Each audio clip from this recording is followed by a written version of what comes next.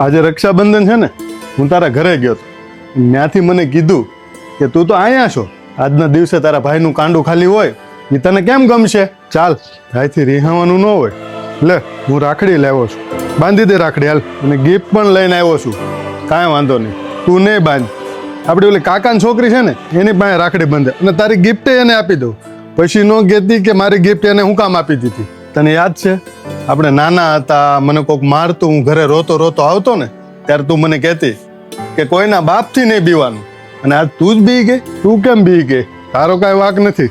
કેટલુંક સહન કર્યું તું. કીધું મારા ભાણિયાએ મને કે મારી માને મારા પપ્પા રોજ મારતા, અને મારા બા એને કામવાળી સિવાય વધારે કાંઈ સમજતા જ નહીં.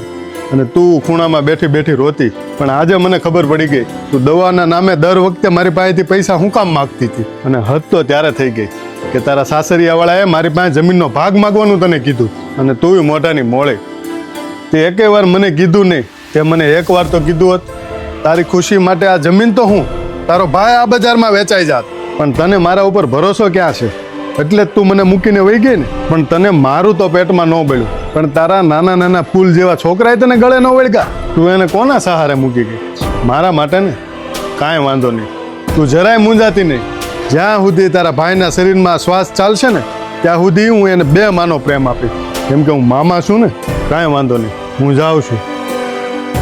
પણ તું મૂંઝાતી નહીં હો, હજી તારો ભાઈ છે ને, એ જીવે છે.